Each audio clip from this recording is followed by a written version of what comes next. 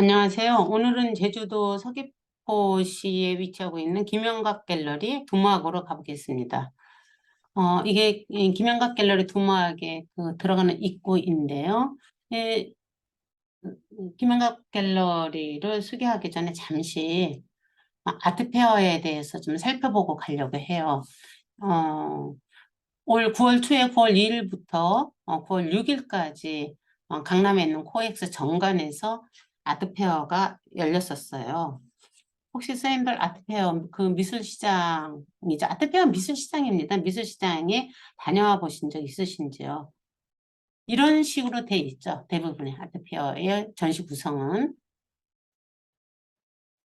상품 구성이 있는 것 같잖아요. 그야말로 미술시장이니까 작품에 대한 감상의 의미보다는 어, 이렇게 상품을 수많은 갤러리에서 혹은 개인이 참여를 해서 상품처럼 작품을 내놓고 판매가 이루어지는 음, 시장인데 지난 9월 3일부터 9월 6일까지 강남에 있는 코엑스 정관에서 어, 아트페어가 진행됐었어요. 끼아프 서울과 프리즈 서울이 바로 그 아트페어인데 이거 보시다시피 프리즈 서울 있죠.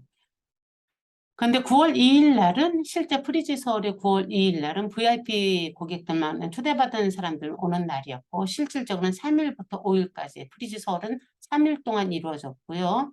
어, 깨프 서울은 6일 하루 더 해서 4일 동안 전시가 이루어졌었는데요. 그야말로 미술 시장이 들썩들썩 했었습니다. 미술계 뉴스로 프리즈 서울이 한국에 온 걸로. 왜냐하면 그 프리즈 서울은 세계 3대 아트페어 중 한 군데거든요. 3대 아트페어가 스위스 바젤과 프랑스 피약이 있고 그다음에 영국의 프리즈 서울입니다. 그러니까 큰 세계 시장에 한국에 온 거예요. 그 프리즈가 아시아 시장에 거점을 어디로 정할까 고심을 하다가 서울로 정하면서 한국미술협회에서 주관하는 띠아프와 5년 동안 공동 개최하기로 계약을 했대요. 그리고 그게 올해 첫 해였는데 그러다 보니까 미술에 관심 있는 사람들이 굉장히 관심을 보인 거죠. 작가들도 그렇고 컬렉터들도 그렇고 불과 4, 5일 만에 4일에서 5일이죠. 만에 7만 명의 관객이 다녀갔답니다. 보이시죠? 이 모습. 저는 이 모습을 보면서 엄두가 안 났어요, 사실. 가보고 싶었는데. 근데 왜 이렇게 난린가?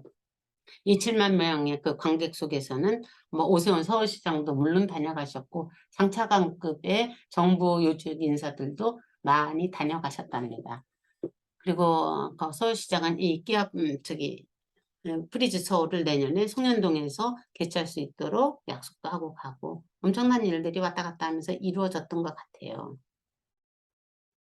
그러니까 사람들이 이제 작가들 입장에서는 세계 아트페어니까 프리즈 덕분에 옆에서 전시되고 있는 끼아프의 그 작가들의 작품들이 세계적으로 알려질 수 있는 기회로 생각을 하는 거죠. 그런 기대 심리가 많이 작용을 했던 것 같아요. 왜냐하면 아트페어 예를 들면 세계적인 컬렉터들이 다 모여드니까요.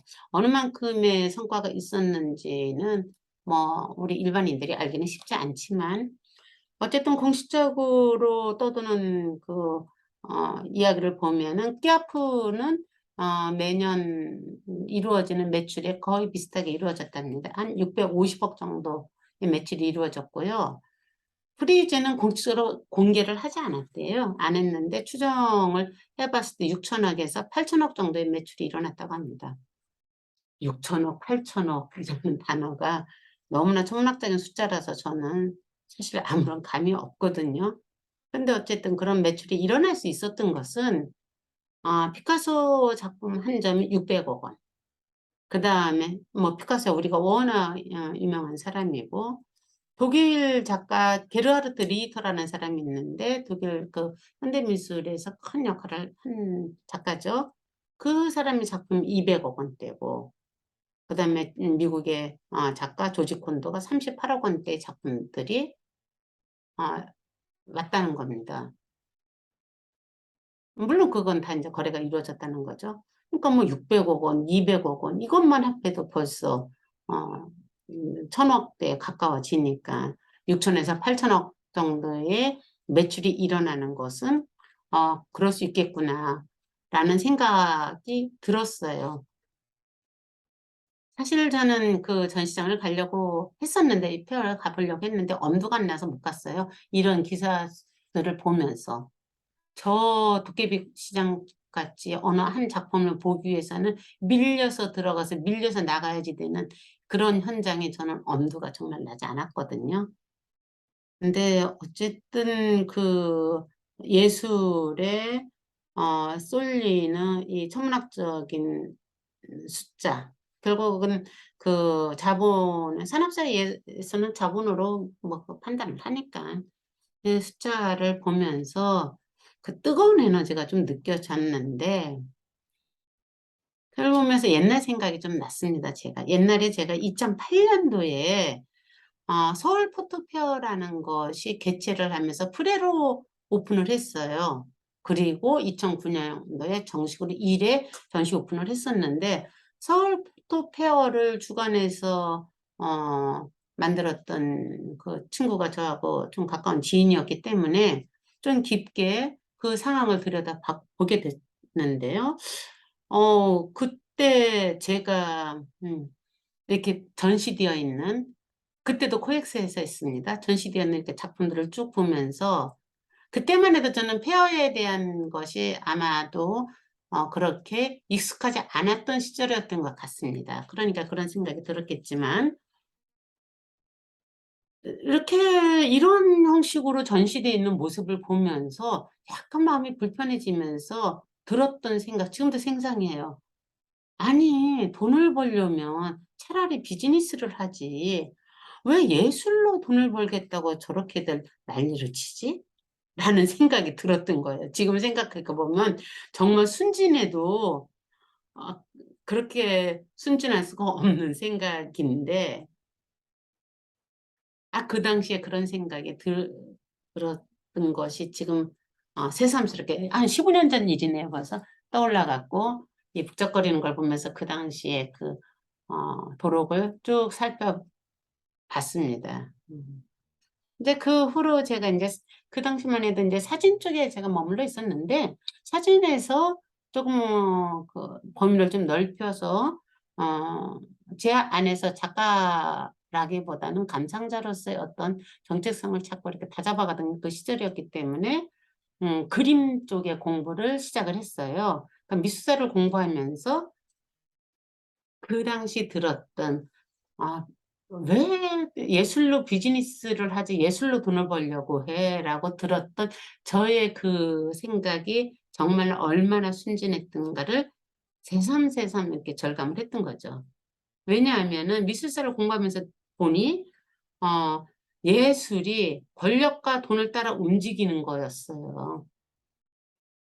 그 커다란, 그러니까 그리스에서 로마로, 로마에서 르네상스를 거치면서 이탈리아를 거치면서 유럽이 급부상하니까 파리로, 그래서 이 파리에서 유럽의 예술이 전체적으로 지배를 하다가 세계 그 지구촌의 그 경제적인 그 헤게모니를 2차 세계 대전 후에 미국이 잡게 되니까 자연스럽게 뉴욕으로 예술의 커다란 흐름이 그렇게 흘렀던 거예요. 그러고 생각해 보니깐 제가 공부하던 그 시절 쪼금 지나고 나니까 많은 사람들이 아 프랑스나 이쪽으로 유학 간다기보다는 물론은 지금도 여전히 가고는 있지만 뉴욕 쪽으로 가는 걸 많이 봤습니다. 그리고 제가 공부했던 사진의 역사는 뉴욕에서 미국에서부터 시작된 미국인들의 시각으로 쓰여진 사진의 역사였다는 걸 나중에 알게 된 거죠.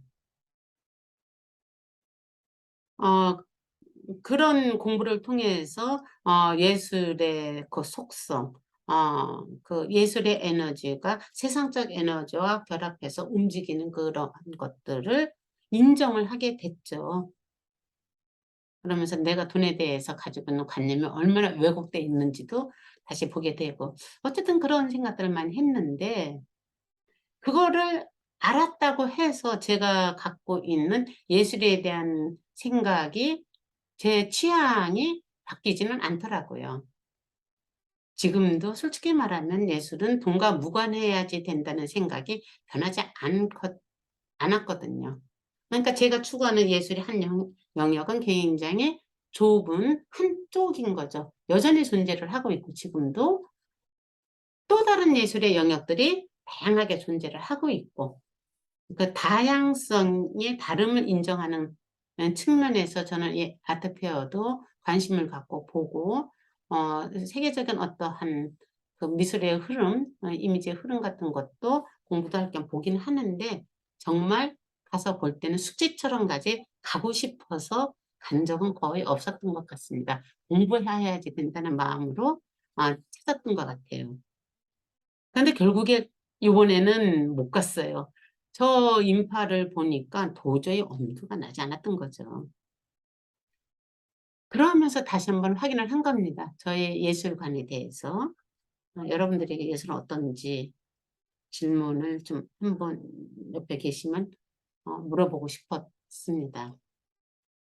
이러한 들뜬 열기 속에서 서울 포토페어가 만들어지던 당시에 그 추억과 떠오르다 보니까 자연스럽게 본과는 무관했던 사진가가 하나씩 하나씩 떠오르고, 그중에 대표 주자로서 김영갑 선생님이 떠올랐어요. 그래서 이참에 김영갑 선생님의 그 사진 세계, 작품 세계를 한번 소개해 보자라는 생각이 들었습니다. 김영갑 선생님은 보시다시피 굉장히 이 얼굴에서의 표정이 어떠세요? 이게 누게리병에 걸려서 근육을 더 이상 움직이지 못하던 그 시절의 얼굴 표정인데, 좀 평화스러운 느낌이 좀 흐르지 않나요? 사실은 50도 채 안 돼서 갔잖아요. 1957년에 태어나서 2005년에 떠났으니까. 그런데 이 선생님의 선생님이 그러니까 출생은 충남 부여 출생입니다. 부여에서 출생해 하셨고, 그러니까 같은 1957년이니까 저희하고 이제 같은 연배의 동료처럼 생각할 수 있는 나이인데, 서울에서 활동을 하다가 제주도를 자주 왔다 갔다 했대요. 왔다 갔다 하면서 제주도의 풍경에 이제 매료를 당한 거죠. 그러면서 그야말로 사진에 미친 거죠. 그러면서 음, 제주도를 아예 이주를 해서 20여 년간 뇌결핵병이 발병되고 5년 동안 투병 생활을 하다가 결국 세상을 떠나셨는데, 그때까지 사진에 미쳐서 사진을 통해서 삶을 어, 들여다보고 존재의 한의심 같은 게 무엇인지를 체험한 걸 글로 써가시다가 떠나셨습니다. 어느 글을 보니까 사진으로 삶을 사진과 바꿨다라는 문장도 있더라고요. 바로 김영각 갤러리 두모학, 김영각 갤러리 두모학. 아마 선생님들 가보셨을 수도 있는데, 저도 뭐 이번에는 못 갔지만 예전에는 갔었어요. 근데 지난번에 한번 아무 생각 없이 갔다가 우리 일행이 같이 가셨던 분이 계신데, 세상에 수요일 날이 휴무라서 문이 닫혔었습니다. 그래서 그 밖에 풍경만 잠깐 찍고 왔는데, 이 두모학은 한라산의 옛말이라고 합니다. 어쨌든 그 두모학 갤러리에는 선생님께서 남기신 필름이 20여만 장이 있었대요. 그러니까 수많은 필름을 많이 버리게도 됐는데도 불구하고 20여만 장의 필름을 남긴 거죠. 그것을 지금 소장하고 있고, 선생님이 사용하셨던 유품 같은 것이 같이 전시돼 있고, 그렇게 있고, 당연히 이제 사진 전시가 이루어지고 있겠죠. 이 갤러리가 만들어진 것은 갤러리를 도저히 안 되겠다. 그 습도에 의해서 곰팡이 피고 사진과 필름을 계속 버리게 되니까 안 되겠다 싶어서 갤러리를 하겠다고 마음 먹고 그 삼달리에 있는 성산 근처에 있는 삼달리에 있는 삼달 초등학교 분교였대요. 그것을 선생님이 인수를 해서 전시장으로 만들었어요. 그러던 차에 이제 병이 온 거죠. 그러니까 얼마나 기가 막혔을까 생각해 보면, 그쵸? 그러니까 더 이상 이제 근육이 위축이 되는 거니까 더 이상 어떻게 촬영을 할 수가 없는 거죠. 그랬을 때, 그 모든 것을 주변에서는 다 포기하라고 했을 법 하잖아요. 근데 주변에 어떤 말도 듣지 않고 본인이 움직여서 몸을 움직이면서 진짜 죽을 때까지죠. 죽을 때까지 그 갤러리를 만들었답니다. 그 정원에 들어가면 굉장히 그러니까 따뜻하고 인간적인 느낌이 많이 나는 그런 것을 스스로 전부 만들었는데, 왜냐하면은 자기 분신, 자식보다도 더 귀하다고 표현할 수 있을 거예요. 분신과 같은 필름, 사진들이 계속 곰팡이, 습도에 의해서 곰팡이가 피니까 그것을 더 이상을 진행시키면 사진도 못 찍으니 더더군다나 진행시키면 안 되잖아요. 그러니까 갤러리를 만드는 것에 박차를 가했던 것 같습니다. 주변에서는 다 미쳤다고 했겠고, 지금 제가 봐도 저도 그렇게 말을 했을 것 같아요. 저렇게 미치게끔 하는 그 에너지가 무엇인가가 참 경이로운 것뿐이죠. 근데 그 에너지가 무엇인지를 선생님이 끊임없이 글에서도 얘기하고 사진에서도 그 에너지가 품어져 나오고 있습니다. 어쨌든 그렇게 해서 2005년에 세상을 떠났는데 2002년에 갤러리를 오픈을 해요. 3년 전에 오픈을 하는 거죠. 죽기 전까지 정말 온몸을 불사르고 산화됐다라는 느낌이 들더라고요. 그래서 제가 선생님의 이 제목을 나는 이어들을 보았는가라는 단어로 썼습니다. 그 선생님 글을 같이 읽으면서 이 이야기를 조금 더 나눠보도록 할게요. 이렇게 아까 처음에 봤던 그림이죠. 여기에서 안으로 들어가면 이 안으로 일단 처음에 전시장에 들어가면은 전시장 가기 전에 이 정원이 아기자기하게 가꿔진 따뜻하고 인정이 넘치고 이런 아기자기하게 가꿔진 정원이 먼저 눈에 들어오죠. 이 정원을 한 바퀴 돌고 나면은 이렇게 전시장으로 들어가게 됩니다. 전시장은 이렇게 이제 그 교실을 전시장으로 개조한 거니까 여기에 이제 선생님께서 이렇게 수집했던 어떤 그 이런 사물들, 오브제들도 있고, 이거 보이시죠? 돌멩이. 이거 왜 이렇게 놨을 것 같아요? 습도 조절용으로 놨을 겁니다. 그러니까 습도가 쌤한테는 아주 엄청난 그 스트레스 요인이었던 거죠. 선생님 사진은 컬러가 많이 유명하지만, 물론 컬러만 찍은 건 아니겠죠. 흑백도 많이 찍고, 이런 풍경만 찍은 것이 아니라 제주도와 연결되는 뭐 사람들로 가고 처음에는 그 모든 것들을 다 했던 거예요. 뭐 나무는 나무대로 찍고 제주도를 기록을 했던 거죠. 기록하다가 이제 점점 그것이 범위가 풍경 쪽에서 느껴지는 보이지 않는 그 어떤 걸 표현을 하는 거죠. 그러다 보니까 이제 본인도 모르게 정말 가난해진 거예요. 그러니까 그러니까 그 책을 읽다 보면은 구수한 빵 냄새가 나는데 그 빵을 사 먹을 수가 없는 거예요. 필름 사야지 되니까. 그러니까 어떻게 그렇게 가난할 수가 있지 할 정도로 굉장히 가난하게 삶을 살았던 거죠. 그러다 보니까 스스로가 자신한테 이렇게 자꾸 다짐을 하는 겁니다. 모두에게 인정받기보다는 나 자신에게 인정받는 게 우선이다.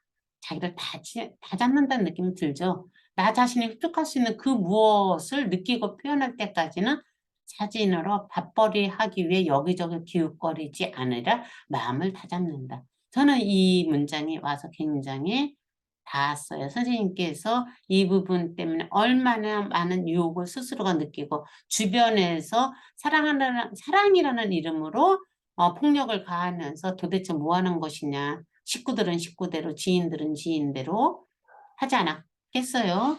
심지어는 방 한 칸에 빌리려고 하는데 사람들이 그 성당 치울까 봐 무섭다고 방을 내주지 않을 정도로 이상한 기인 취급을 받을 수밖에 없었던 거죠. 그렇게 상황에서 아무런 유혹 없이 아무런 갈등 없이 사진에만 매진했을 수는 없을 겁니다.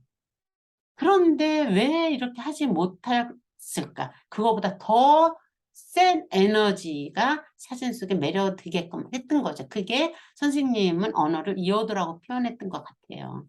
이런 식으로 자기를 다잡으면서 자기가 체험했던 것들에 대해서 쭉 글로 써놓은 것들을 읽으면은 그 느낌이 아, 이런 거였구나라고 오더라고요. 이어도에 대한 이야기죠. 나는 20여 년 동안 사진화면에 몰입하면 내가 발견한 것은 이어도다. 사진화면에 몰입하며 이어도를 발견했대요. 제주 사람들이 의식저변에 존재하는 이어도를 나는 보았다. 제주 사람들이 꿈꾸었던 유토피아를 나는 온몸으로 느꼈다. 저 이 글을 읽으면서 선생님의 글은 정말 전혀 현학적이지도 않고 어려운 문장 하나도 없어요. 그냥 에세이가 술술술술 읽혀지는 평이체로서 당신이 느낀 어떤 체험들을 쓴 거기 때문에 그냥 잘 읽혀지는데 한 번씩 자꾸 이렇게 멈추어서 생각을 하게 되더라고요. 그렇구나. 그렇다면 이어도 그 꿈꿨던 유토피아를 온몸으로 느꼈다고 했을 때 온몸으로 느낀 유토피아 바로 그 이어도가 도대체 어떤 상태를 말하는 거지? 심지어는 호흡곤란으로 삶과 죽음이 경계에 서 있을 때조차도 이어도를 만났다고 하는데 그게 과연 어떻게 하면 그게 가능할 수 있을까? 루게릭병으로 앓고 있는 상황에서 썼는데 이걸 뭐 멋부린다고 거짓말로 썼을 리는 없고 그런 생각을 하다 보니까 저한테도 질문이 던져지더라고요. 그럼 너는 어떤 때가 이어도니? 제가 이런 작가를 만나고 작품 보는 것을 꾸준히 하는 가장 커다란 이유는 작품을 통해서 제가 저 자신한테 질문을 하면서 제 삶의 방향성을 다잡는 역할을 할 수 있기 때문이거든요. 글도 마찬가지고 작품들 뭐 그림이나 뭐 조각이나 어쨌든 그런 것들도 다 마찬가지로 그런 역할을 할 때 해요. 그런 역할을. 그래서 계속 보게 되는데 저는 이쯤에서 고백을 하면은 김영갑 선생님의 이 풍경 사진을 사실은 선생님 살아생전에 별로 제 안에서 마음속에서 인정하지 않았었습니다. 저도 그때 선생님하고 연배가 거의 비슷하니까 30, 40대를 한참 지날 때고 야, 제주도에 이상한 그 기인이 있어. 그러면서 사진계가 그렇게 넓지 않으니까 선생님의 소식을 이렇게 저렇게 많이 들었습니다. 그런데 작품을 힐끗 보면서 한마디로 왜 저것을 저렇게 하지? 라는 그 결과에 대한 어떤 정말 편견에서 풍경 사진은 일요 사진가들이나 하는 작업이지라는 아주 무지에서 온 그 편견으로 결과만 보고 제 안에서 그런 마음이 들었던 것을 솔직히 고백을 할 수밖에 없습니다. 그 당시만 해도 작업이라는 것은 뭔가 뭐 그 현학적이고 철학적 이런 것들을 막 추구를 해서 질문을 해야지 그게 진짜 작업이지 이런 생각이 한참 강할 때였으니까요. 논리적인 것에 굉장히 매료당하던 시절이었으니까요. 그런데 나이가 들고 서서히 서서히 이런 것들이 결과가 아니라 선생님 찍어 놓은 이 사진은 결과이지 이 결과가 도출되기까지의 과정, 그러니까 예술 행위라고 저는 그걸 표현을 하는데 그 과정이 이 작품이 품고는 에너지, 그 과정이 내가 체험하는 것만큼 살아나서 읽혀질 때 보이지 않는 것에서 엄청난 그 감동이 같이 일어나는 겁니다. 뒤늦게 알아봤다고는 할까요? 제가 깨어나는 것만큼 보이더라는 거죠. 어쨌든 그러한 에너지, 그 체험이 선생님이 이어도 뭐 자연과의 오르가즘 뭐 이런 단어를 표현을 하는데 선생님의 그 존재에 대한 어떤 그 바탕이 돼줬다라는 거. 그러니까 호흡곤란으로 삶과 죽음의 경계에 서 있을 때조차도 그 선망증 속에서 이어들을 만났다는 얘기죠. 천국 만났다는 얘기, 천국에 왔다 갔다 했다는 얘기 아닙니까?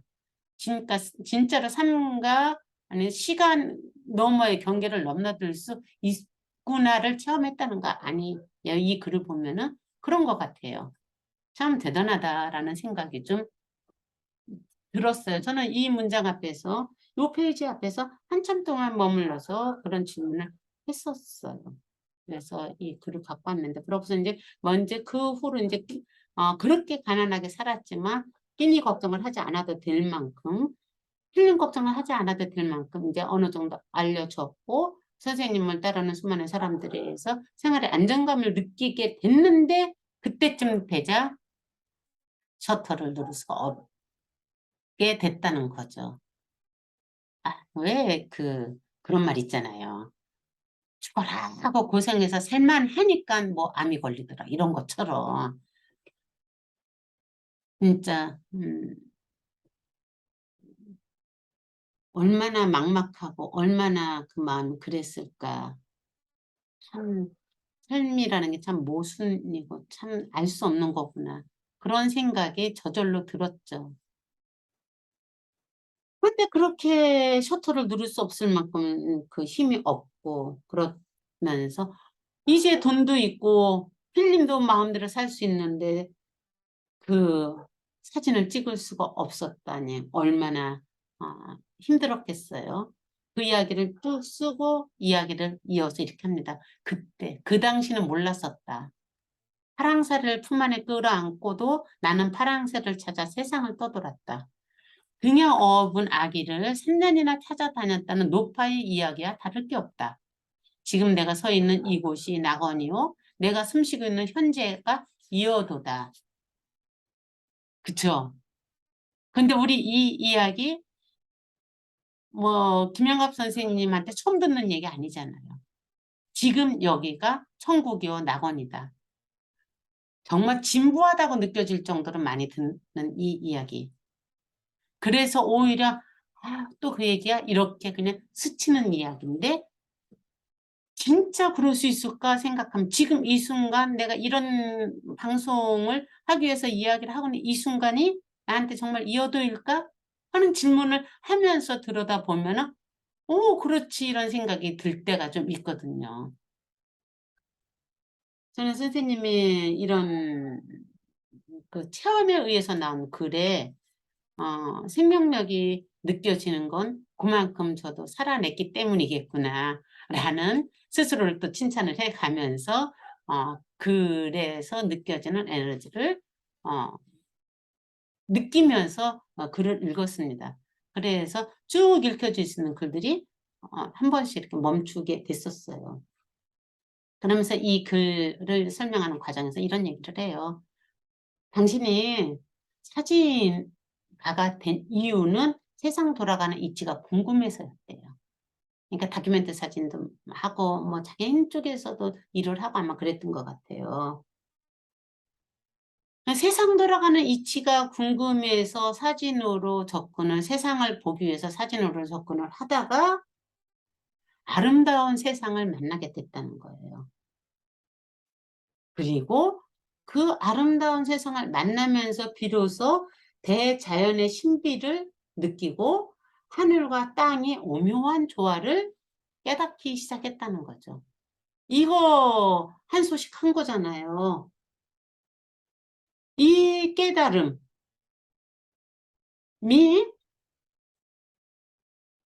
어떤 경우도 밥벌이를 위해서 나의 이런 어떻게 보면 경외심이 느껴졌던 성스러운 이런 행위를 어, 타락시키지 않겠어라는 어, 결심을 하게끔 만들었던 것 같아요.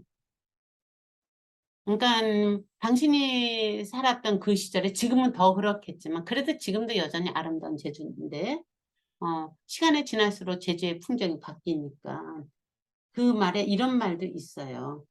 지금은 사라진 제주의 평화와 고요가 내 사진 안에 있다. 본인의 사진 찍은 것에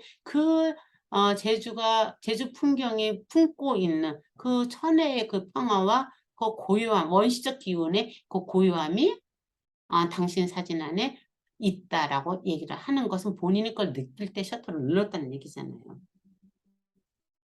그래서 지금 셔터를 누를 수 없어서 사진을 찍을 수 없다 할지라도 나는 이 사진들을 보면서 내가 마음의 평화와 안식을 얻는다라는 이야기를 하면서 이제 나는 안다.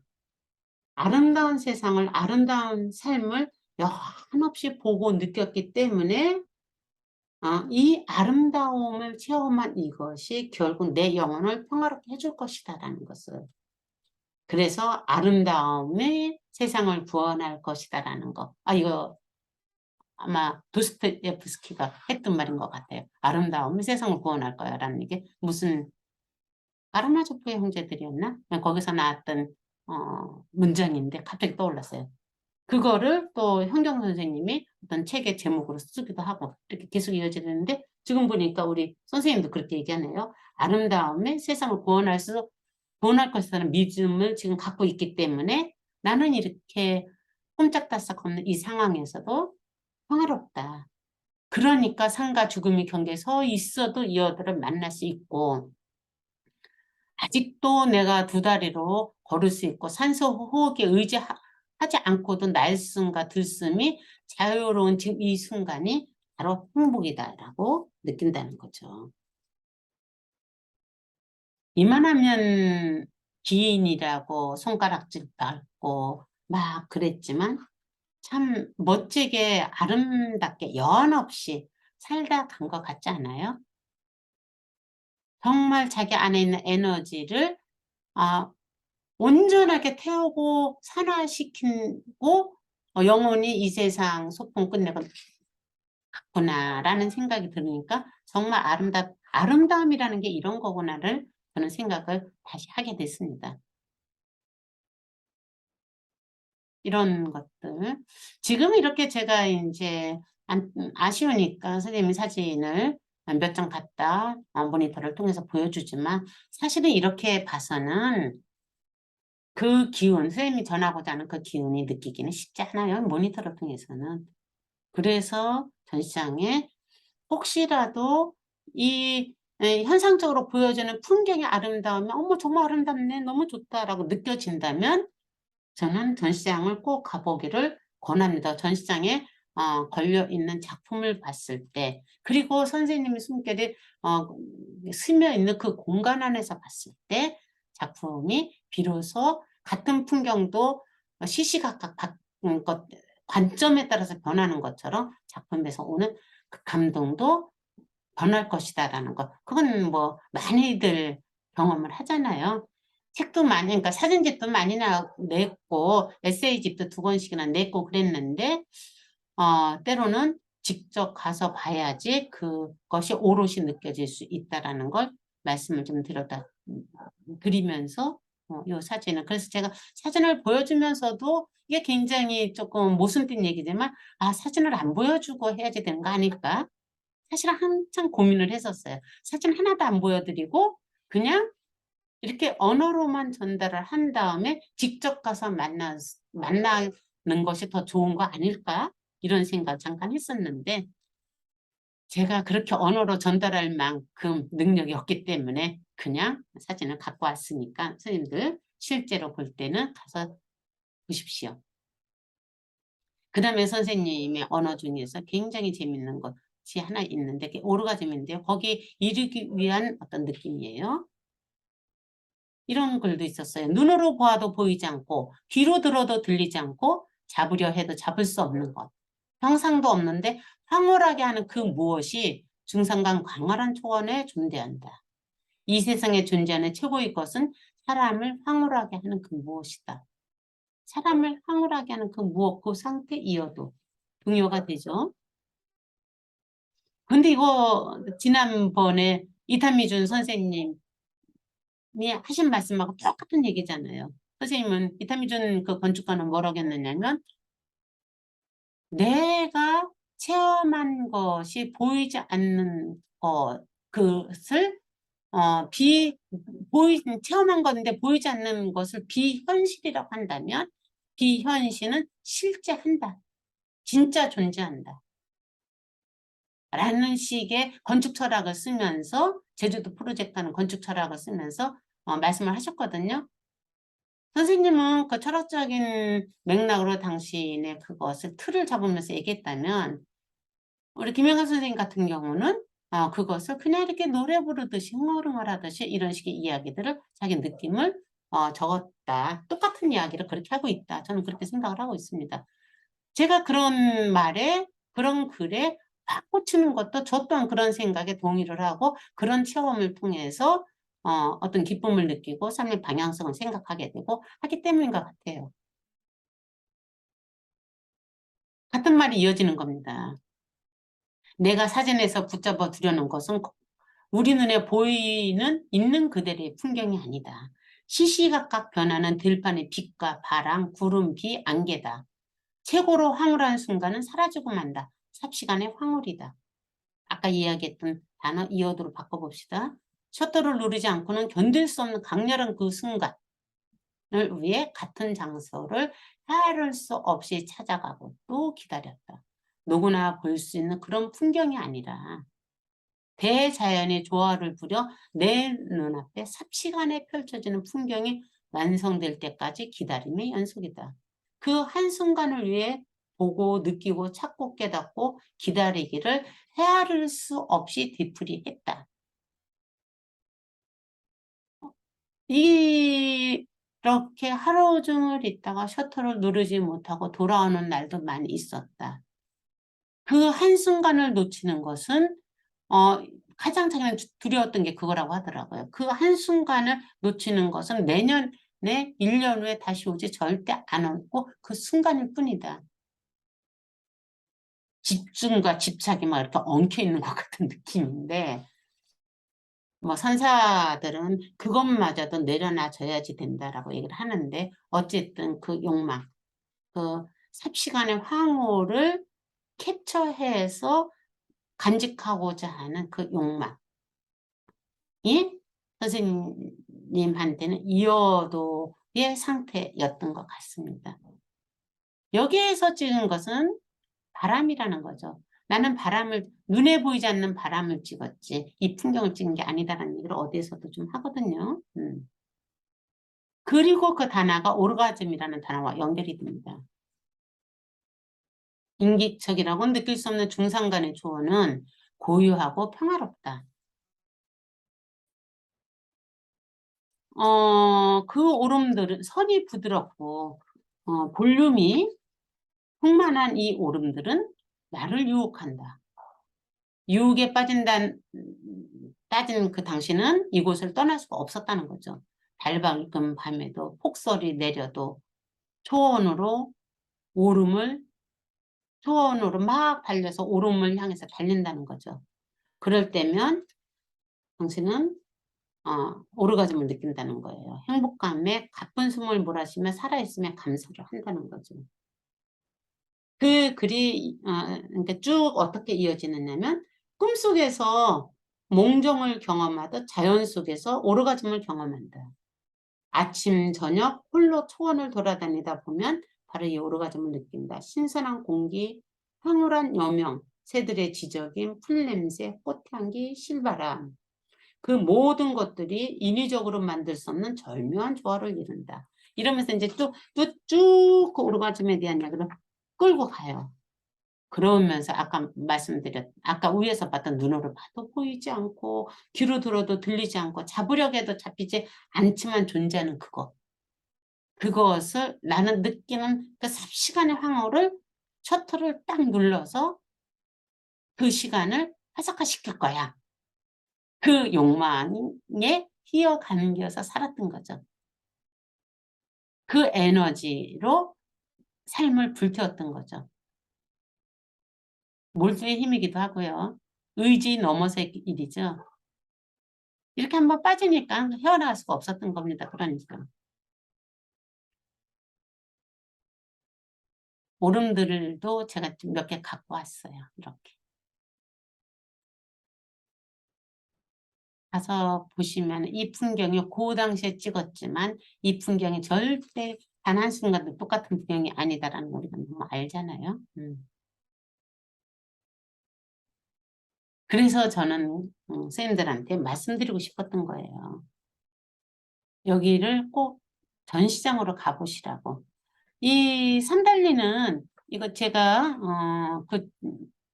구글 주소에서 캡처한 건데 여기 성산일출봉이잖아요. 이 시간은 사실은 무시해도 될 것 같아요. 이렇게 많이 안 걸려요. 성산일출봉이고요. 여기에 일출봉에서 이 성산일출봉에서 조금만 가면은 이쪽에 갤러리 산달리가 있고 김영각 갤러리 도모학이 있는 겁니다. 사실 저는 그래서 이렇게 여행 코스를 짜면 참 좋겠다고 생각을 한 거예요. 아침 일찍 성산일출봉에 올라가서 해돋이를 보는 거죠. 해돋이를 보고서 감동을 느끼지 않을 사람은 정말 없을 겁니다. 그 해돋이는 볼 때마다 느껴지는 그 감동인데 그 가능이라는 그 에너지에 의해서 이렇게 부풀어진 감동, 자연의 경이심에 부풀어진 그 감동을 안고 내려와서 말랑말랑의 감동으로 김한각 갤러리를 가는 겁니다. 그래서 그 선생님이 느꼈던 그 감동과 비슷한 느낌으로 그 작품을 보는 거예요. 그러면은 작품에서 흐르는 에너지가 훨씬 더 많이 느껴지지 않을까? 저는 그렇게 생각이 돼서 이거를 하루 코스로 잡으면 참 좋겠다. 그리고 너무 서둘지 말고 침묵 속에서 움직이고 전시장에서 나오면은 그 정원이 참 아름답게 꾸며졌어요. 정원에 앉아서 좀 쉬면은 참 괜찮은 하루 코스가 되지 않을까 그런 생각이 들었습니다. 그래서 일출 보고 말랑하게 진 그러니까 감정으로 마음으로 이 전시장 수요일 날은 가지 마세요. 수요일 날은 휴무입니다. 전시장에 갔다가 거기 정원에 앉아서 자연의 바람을 느끼고 선생님의 흔적을 느끼면서 그렇다면 나에게 이 어도는 무엇일까? 나를 그렇게 모든 걸 제껴놓고 삽시간에 황홀로 끌어들이는 꼭 자연에서만 느끼는 건 아니잖아요. 그거는 일에서도 느낄 수가 있고 뭐 여러 가지가 있을 텐데 그 황홀로 끌어들여서 내 존재감을 충만하게 하는 그 무엇 그것이 나에게는 무엇일까를 정원에 앉아서 생각도 좀 해보고 그게 여행의 매력이 아닐까요? 일상에서 벗어나야만 가능한 일이니까. 그렇게 하루 코스로 제가 김한각 갤러리를 소개를 하고 음, 요, 어이구 잠깐만요.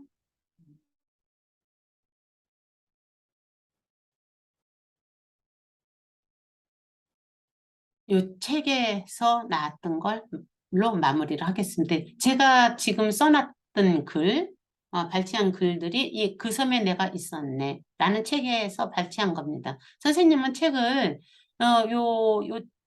요것이 뒷면이 뒷표지가 이거예요. 이것과 또 한 권 에세이집이 있고 그 밖에 사진집은 꽤 많이 냈어요.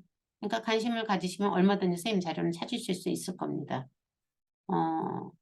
그런데 저는 이 안성수라는 제주대학교 교수로 계신 분의 이 글이 참 김영갑 선생님을 정말 잘 알고 계시구나 라는 느낌이 들어서 뒤에 에필로그처럼 선생님이 이 글을 쓰셨더라고요. 뒤편에 거기에서 발제된 것이 디피즈에 나와 있는데 한번 같이 읽어볼게요. 김영갑은 사람이면서도 자연의 신령한 정령을 먹고 살며 자연에게 말을 걸고 자연이 들려주는 신비한 음식을 사진에 담을 줄 아는 작가이다.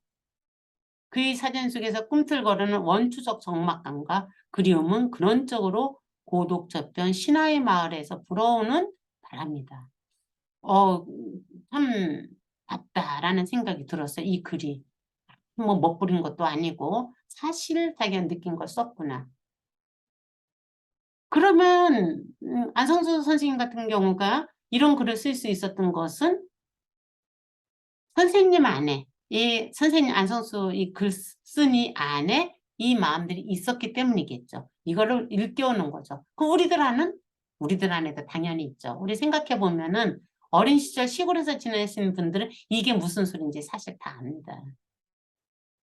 막 벌판을 뛰어다니고 노을 지는 모습을 보고 아이들하고 땅치기 놀이하고 숲을 다니고 이랬을 때 굳이 언어화시킬 수는 없지만 자연에 밀착돼서 자연의 공기와 호흡하고 있는 그것을 그 당시에는 몸으로